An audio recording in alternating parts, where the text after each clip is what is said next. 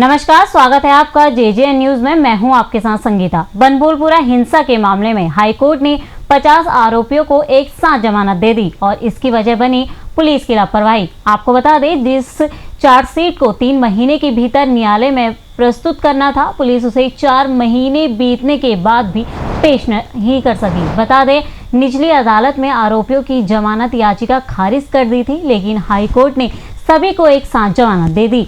इन 50 आरोपियों के साथ अब तक कुल 51 आरोपियों को जमानत मिल चुकी है। बता दें, बनभूलपुरा हिंसा मामले में 3 अलग अलग मुकदमे दर्ज किए गए थे।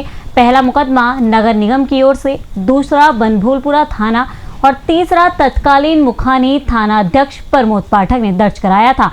इस मामले में 107 लोगों की गिरफ्तारी हुई, जिसमें महिलाएं भी शामिल थी। आरोपियों पर बलवा समेत कई गंभीर धाराओं के साथ UAPA भी लगाया था। बता दें, इन तीनों मामलों की जांच CO रामनगर, CO भवाली और CO लालकुआं कर रहे थे।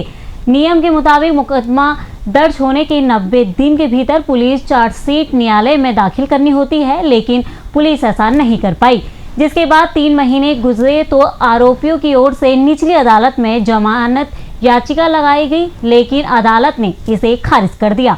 आरोपियों पर लगे गंभीर आरोपों और मामलों की गंभीरता को देखते हुए निचली अदालत ने उन्हें जमानत देने से इनकार कर दिया। इसके बाद सभी आरोपियों ने इस फैसले को हाईकोर्ट में चुनौती दी और हाईकोर्ट ने निचली अदालत के फैसले को चुनौती देने वाले सभी 50 आरोपियों को जमानत दे दी। कुछ सत्यता है उसमें, अब किस तरह की जांच करके जल्द से जल्द चार्जशीट इसमें फाइल की जाएगी? जैसा कि आप लोगों के संज्ञान में है कि माननीय उच्च न्यायालय ने कल लगभग 50 के आसपास लोगों को जमानत दी है और कुछ अभी मैं मीडिया में देख रहा था, उसको इस तरह से उसको दिखाया जा रहा है कि चूंकि इसमें 90 दिन के अंदर चार्जशीट फाइल नहीं हो पाई थी, इसलिए उसमें जमानत मिली है। इसमें तथ्य ये है कि 90 दिन का जो टाइम लिमिट है वो सामान्य केसेस के मामले में होती है, लेकिन जिन मामलों में UAPA लगता है उसमें ये एक्सटेंडेबल टू 180 डेज़ होती है। तो इस प्रकरण में भी इन तीनों मुकदमों में UAPA लगा था और इस हिसाब से जो उसका जो एक्सटेंडेबल टू 180 डेज़ था, इसी आधार पर माननीय जो लोअर कोर्ट है उसने उक्त आरोपियों को जमानत नहीं दी थी।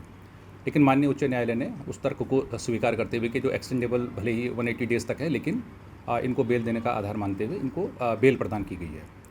जहाँ तक पुलिस का सवाल है, इसमें चार्जशीट ऑलरेडी इसमें तीनों केसेस में फाइल हो चुकी है, तीनों केसेस में दाखिल हो चुकी है और जैसे मैंने आपको बताया जो 180 डेज़ के भीतर इसमें तीनों केसेस में दाखिल हो चुकी थी। कुछ जो बिंदु इसमें आ रहे हैं कि FSL में देर से भेजा गया या कुछ विटनेस के जो है पर्याप्त संख्या में बयान नहीं लिए गए, तो एविडेंस जो किसी भी केस में होते हैं वो कई प्रकार के एविडेंस होते हैं। इसमें ओरल एविडेंस भी होते हैं, फॉरेंसिक एविडेंस भी होते हैं, सर्कमस्टेंशियल एविडेंस भी होते हैं। तो बाकी सब चीज़ों को इसमें इकट्ठा किया गया है और नेचुरली जो विपक्षी जो एडवोकेट्स होंगे, जो वकील होंगे, वो उस चीज़ को उठाएंगे जो कि उनको फेवरेबल लगती है, उस हिसाब से ये काम किया गया है।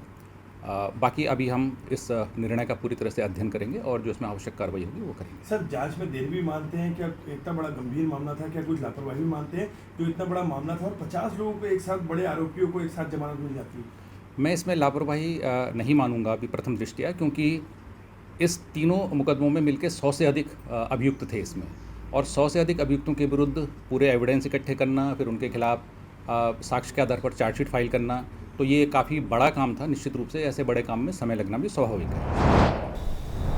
ये रिपोर्ट तैयार की है आपके लिए हमारे संवाददाता दीपक अधिकारी ने। फिलहाल इस खबर में इतना ही। बाकी की तमाम खबरों के लिए आप बने रहें JJN न्यूज़ के साथ।